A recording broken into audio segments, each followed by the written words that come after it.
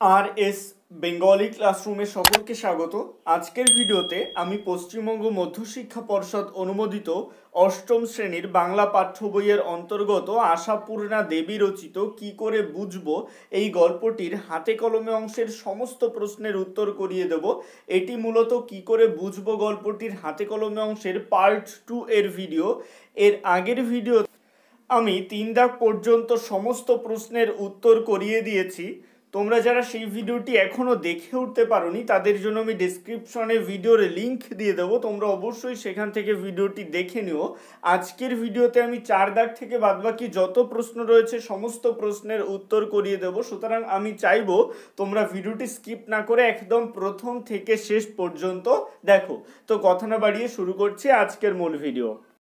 চলে আসছি 4 দাগে। এখানে বলা হচ্ছে নিচের প্রশ্নগুলির উত্তর নিজের ভাষায় লেখো। 4-এর 1 দাগের প্রশ্ন, গল্পে বুকুর আচরণ তার মাকে অতিথিদের সামনে অস্বস্তিতে ফেলেছিল। বুকুর এই আচরণ কি তুমি সমর্থন করো? বুকু কেন এমন আচরণ অতিথিদের সামনে করেছিল? এই প্রশ্নের উত্তর লেখার ক্ষেত্রে তোমরা প্রথমে বক্স করে পয়েন্ট করবে বুকুর আচরণের সমর্থন, এই পয়েন্টের আন্ডারে লিখবে আশাপূর্ণা দেবী রচিত কি করে বুঝবো গল্পে আমি বুকুর এই আচরণকে পুরোপুরি সমর্থন করি না, কারণ উত্তরপাড়া থেকে তাদের বাড়িতে বেড়াতে আসা ছেনুমাসি, বেনুমাসি ও ডাম্বলের সাথে বুকু যে সমস্ত আচরণ করেছে তার মধ্যে শিশুসুলভ আচরণের চেয়েও কখনো অসভ্যতা প্রকাশ পেয়েছে। উপযাজক হয়ে অতিথিদের সে কথাগুলি না শোনাতেই পারত। বিশেষ করে যে কথাগুলির সঙ্গে পিতামাতার সম্মান জড়িয়ে আছে তা প্রকাশ করা সন্তানের পক্ষে উচিত নয়। পিতামাতার সম্মান রক্ষা করা প্রতিটি সন্তানের কর্তব্যের মধ্যেই পড়ে, কিন্তু যেহেতু সে 6 বছরের ছোট ছেলে তাই তার এই আচরণকে খুব অপরাধ বলে ভাবা যাবে না। তাছাড়াও তার পিতামাতারও তাকে স্থান কাল পাত্র অনুযায়ী কেমন ব্যবহার করতে হয় তার শিক্ষা দেওয়া উচিত ছিল।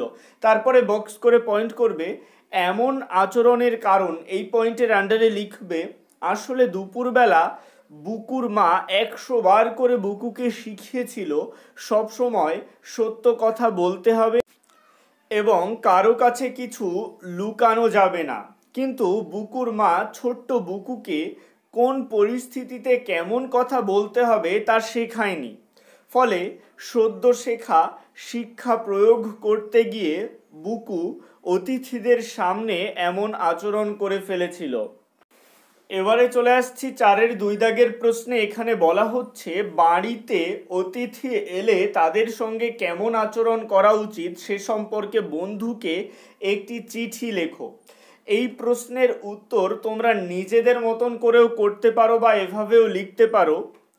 দেখো, চিঠি লেখার ক্ষেত্রে ডান পাশে উপরের দিকে যে লিখছে তার ঠিকানা খুব ছোট করে দিতে হয়। এখানে একটা ঠিকানা দেওয়া রয়েছে বাদুড়িয়া, উত্তর 24 পরগনা এবং ডেটটা দেওয়া রয়েছে এবং এভাবে শুরু করা হচ্ছে, প্রিয় অনুপ, আশা করি ভালো আছিস, আমিও খুবই ভালো আছি।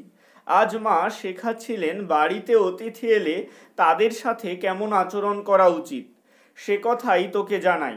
আমাদের দেশে অতিথি দেবতার সমান, তাদের সাথে কখনোই খারাপ ব্যবহার করা উচিত নয়। ছোট হিসেবে বয়সে বড় অতিথিদের সাথে সব সময় নম্র ভদ্র ব্যবহার করতে হবে, তাদের সম্মান করতে হবে। সমবয়সী অতিথিদের সাথে স্নেহপূর্ণ ও বন্ধুত্ব সুলভ আচরণ করতে হবে।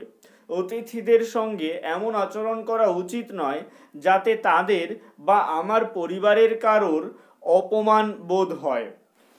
এই কথাগুলো তুইও মনে রাখিস, পরে আবার চিঠি লিখবো, ভালো থাকিস। ইতি তোর প্রিয় বন্ধু অনিক। ইতি দিয়ে যে চিঠিটা লিখছে তার নাম লিখতে হয় এবং চিঠির নিচের বাঁদিকে যাকে চিঠিটি পাঠানো হচ্ছে তার ঠিকানা দেবে। এখানে দেখো একটা ঠিকানা রয়েছে, তোমরা এই ঠিকানাটাও লিখতে পারো বা নিজেদের ইচ্ছে মতো বানিয়েও লিখতে পারো। 4-এর 2 দাগের প্রশ্ন, কি করে বুঝবো আসলে কি করতে হবে? গল্পে বুকু এই কথা বলেছিল, আসলে কি করা উচিত বলে তোমার মনে হয়?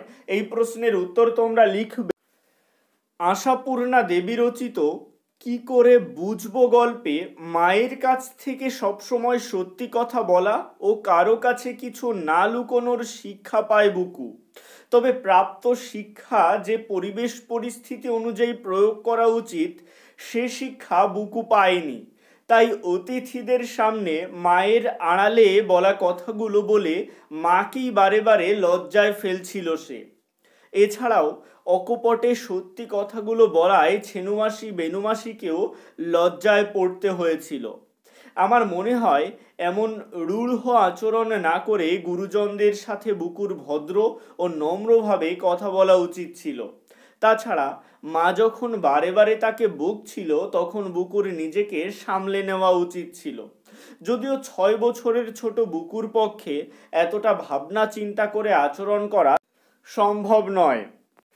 এবারে চলে আসছি 4-এর 4 দাগের প্রশ্নে। এখানে বলা হচ্ছে গল্পে দুটি ছোট ছেলের কথা পড়লে বুকু আর ডাম্বল দুজনের প্রকৃতিগত মিল ও অমিল নিজের ভাষায় লেখো। এই প্রশ্নের উত্তর তোমরা লিখবে আশাপূর্ণা দেবী রচিত কি করে বুঝবো গল্পে দুটি ছোট ছেলের উল্লেখ আছে। তারা হলো নির্মলার ছেলে বুকু ও বেনুমাসির ছেলে ডাম্বল। আলোচ্য গল্পে উভয়ের মধ্যে কিছু প্রকৃতিগত মিল ও অমিল লক্ষ্য করা যায়। প্রথমে বক্স করে পয়েন্ট করবে মিল, এই পয়েন্টের আন্ডারে সাব পয়েন্ট করবে 1-2 করেও লিখতে পারো। দুটি শিশুই অত্যন্ত স্পষ্টভাষী, দুষ্টুমি করলেও তাদের মধ্যে আছে শিশুসুলভ সরলতা। অতিথিদের সামনে সত্যি কথাকে স্পষ্ট করে বলে বুকু যেমন তার মাকে অস্বস্তিতে ফেলেছিল, তেমনি ডাম্বল তার বাবার কৃপণতার কথা বলে ছেনু ও বেনুমাসিকে লজ্জায় ফেলেছিল। তারপরে বক্স করে পয়েন্ট করবে অমিল, এই পয়েন্টের আন্ডারে লিখবে বুকু পারিবারিক শিক্ষায় সচেতন, সে স্কুলে যায়। ডাম্বলের বাবা কৃপণ, তাই তাকে স্কুলে ভর্তি করেনি। বুকু ঘর অগোছালো করে না। ডাম্বল অল্প সময়ের মধ্যেই চেয়ার উল্টে টেবিলের ঢাকা কুঁচকে আলমারি থেকে বই নামিয়ে চারিদিক বিশ্রী করে তোলে। তার পরের পয়েন্ট লিখবে ডাম্বলের বুকুকে ঘুষি পাকিয়ে মারতে আসার মধ্যে প্রতিহিংসা পরায়ণতার মনোভাব দেখা যায়, যা বুকুর নেই। 4-এর 5 দাগের প্রশ্ন গল্পটি পড়ে বুকুর প্রতি তোমার সমানুভূতির কথা ব্যক্ত করে একটি অনুচ্ছেদ রচনা করো। এই প্রশ্নের উত্তর তোমরা লিখবে আশাপূর্ণা দেবী রচিত কি করে বুঝবো গল্পে বুকুর প্রতি আমি সমানুভূতি না জানিয়ে পারি না। বেচারা বুকু মায়ের থেকে পাওয়া সব সময় সত্যি কথা বলা ও কারো কাছে কিছু না লুকোনোর শিক্ষা পেয়েছিল, কিন্তু সেই শিক্ষার প্রয়োগের ফলেই তাকে মার খেতে হয়েছিল। আসলে বাবা মা অনেক সময় সন্তানদের মৌখিকভাবে সুশিক্ষায় শিক্ষিত করতে চান, কিন্তু নিজেরাই সন্তানদের সামনে আদর্শ ব্যক্তিত্ব হয়ে উঠতে পারেন না। কারণ বাবা মা যে শিক্ষা সন্তানদের দিচ্ছেন সেগুলো তারা নিজেরাই পালন করেন না। যেমন বুকুর মা বুকুর সামনে অতিথিদের সম্পর্কে মনের ক্ষোভ উগড়ে দেন, আবার অতিথিদের সামনে ভালো ব্যবহার করেন। 6 বছরের ছোট বুকুর পক্ষে সমাজের এই কঠিন বাস্তব রূপ বোঝা কষ্টকর।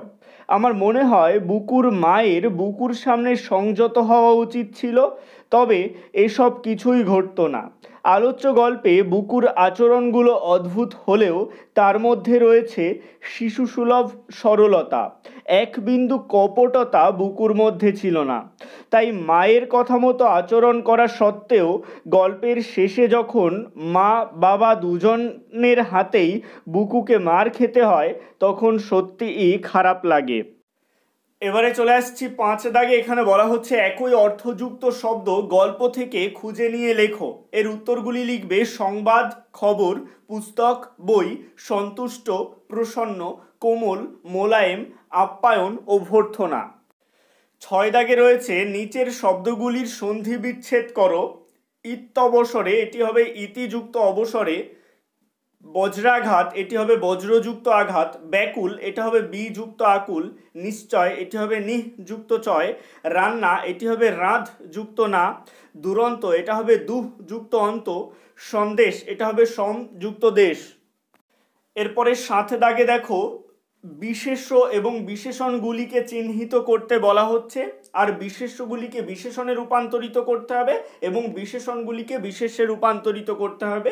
প্রত্যেকটা উত্তরই এখানে করে দেওয়া রয়েছে, আমি প্রত্যেকটা ধরে ধরে বলতে গেলে ভিডিওটি অনেক দীর্ঘ হয়ে যাবে, তোমরা এখান থেকে উত্তরগুলি দেখে নিও। কিভাবে পড়তে হবে একটা বলে দিচ্ছি। দেখো প্রথমে রয়েছে মন, এটি বিশেষ্য, এটাকে বিশেষণে রূপান্তরিত করলে হবে মানসিক। ঠিক এভাবেই নিচেরগুলো তোমরা পড়ে ফেলবে। এবারে চলে আসছি 8 দাগে, এখানে বলা হচ্ছে নিচের প্রতিটি উপসর্গ দিয়ে 5টি করে নতুন শব্দ তৈরি করে লেখো।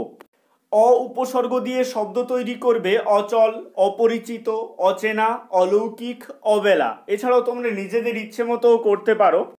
বি উপসর্গ দিয়ে শব্দ তৈরি করবে বিচার, বিদেশ, বিকাশ, বিমুখ, বিবাদ। বে উপসর্গ দিয়ে শব্দ তৈরি করবে বেকায়দা, বেওয়ারিশ, বেনিয়ম, বেহিসেবি, বেচাল। আ উপসর্গ দিয়ে শব্দ তৈরি করবে আগমন, আবাদ, আসক্ত, আকর্ষণ, আচার। প্র উপসর্গ দিয়ে শব্দ তৈরি করবে প্রচলিত, প্রভাব, প্রকাশ, প্রকৃষ্ট, প্রবাদ। অব উপসর্গ দিয়ে শব্দ তৈরি করবে অবনত, অবতরণ, অবকাঠামো, অবকাশ, অবনমন। 9 দাগে চলে আসছে, এখানে বলা হচ্ছে সমুচ্চারিত বা প্রায় সমুচ্চারিত ভিন্নার্থক শব্দগুলির অর্থ লিখে আলাদা আলাদা বাক্য রচনা করো। দেখো প্রথমে রয়েছে আ দন্ত সহকারে সা, আশা, এর অর্থ আগমন, এটা দিয়ে বাক্য রচনা করবে শিক্ষক মহাশয় আশা মাত্রই সবাই উঠে দাঁড়ালো। তারপরে রয়েছে আ তালিব সহকারে সা, আশা, এর অর্থ আকাঙ্ক্ষা, এটা দিয়ে বাক্য রচনা করবে অনিকের ঘুড়ি ওড়ানোর খুব শখ। তারপরে রয়েছে মার, যার অর্থ হবে প্রহার, এটা দিয়ে বাক্য লিখবে মারের ভয়ে দৌড়ে পালালো। তারপরে রয়েছে মার, এটা হবে ভাতের ফ্যান, এটা দিয়ে বাক্য লিখবে কাঁচা কাপড়ে মার দেওয়া হয়। তারপরে রয়েছে সোনা, দন্ত সহকারে সো নয়কারে না, সোনা, এর অর্থ স্বর্ণ, এটি দিয়ে বাক্য লিখবে সোনার অলংকার খুব দামি। তারপরে রয়েছে তালিবর সহকারে সো নয়কারে না, সোনা, এর অর্থ শ্রবণ, এটি দিয়ে বাক্য লিখবে দূর থেকে মাঝির গান শোনা যায়। তারপরে রয়েছে ময়কারে মা দন্ত স, মাস, এর অর্থ সময় নির্দেশক, মাস দিয়ে বাক্য লিখবে 1 মাস পর পরীক্ষা। তারপরে রয়েছে ময়কারে মা মূর্ধন্য স, মাস, এটার অর্থ শস্য বিশেষ, এটি দিয়ে বাক্য লিখবে রমেশের বাবা মাস কলাইয়ের চাষ করেছেন।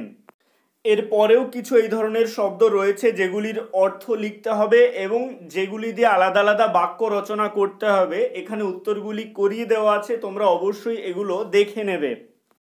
10 দাগে বলা হচ্ছে এই গল্পে অজস্র শব্দদ্বৈত ব্যবহৃত হয়েছে, শব্দগুলি গল্প থেকে খুঁজে নিয়ে লেখো। দেখো আমি এখানে অল্প কয়েকটা উদাহরণ দিয়েছি, এগুলো এই ধরনের শব্দগুলো তোমরা গল্প থেকে আরও খুঁজে নিয়ে লিখতে পারো। আমি যে শব্দদ্বৈতগুলো গল্প থেকে খুঁজে নিয়ে লিখেছি সেগুলি হলো শুধু শুধু, হালকা হালকা, ড্যাব ড্যাব, গম গম, হই হই, গাঁদা গাঁদা, কাঁদো কাঁদো প্রভৃতি। এবারে চলে আসছে 11 দাগে, এখানে বলা হচ্ছে নিচের বাক্যগুলি থেকে সংখ্যাবাচক বা পূরণবাচক শব্দ খুঁজে বার করো। 11 1 দাগ, মা তো সেই 3 তলার ছাতে, এই 3 শব্দটা সংখ্যাবাচক শব্দ। 11 2 দাগ, দুই বোনের 2 দুগুণে 4টি চোখ কপালে উঠে গেছে, এখানে 2 ও 4 এগুলি সংখ্যাবাচক শব্দ। তারপরে 11 3 দাগ, 7 বছরের ছেলের স্কুলের মাইনে 7 টাকা, 7 সংখ্যাবাচক শব্দ। 11 4 দাগ, নিজেই তো দুপুরবেলা 100 বার করে বললে সব সময় সত্যি কথা বলবি, এই 100 এটাও সংখ্যাবাচক শব্দ। এবারে চলে আসছি 12 দাগে, এখানে বলা হচ্ছে নির্দেশ অনুযায়ী বাক্য পরিবর্তন করো।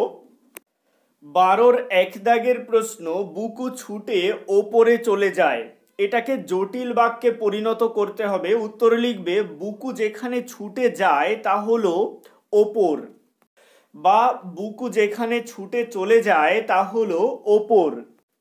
12 2 দাগ, ছেনুমাসি আর অন্যটির নাম বেনুমাসি। এটাকে সরল বাক্যে পরিণত করলে হবে দুজনের নাম ছেনুমাসি আর বেনুমাসি।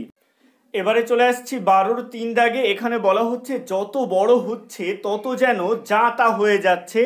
এটাকে যৌগিক বাক্যে পরিণত করলে হবে বড় হচ্ছে এবং যেন যা তা হয়ে যাচ্ছে।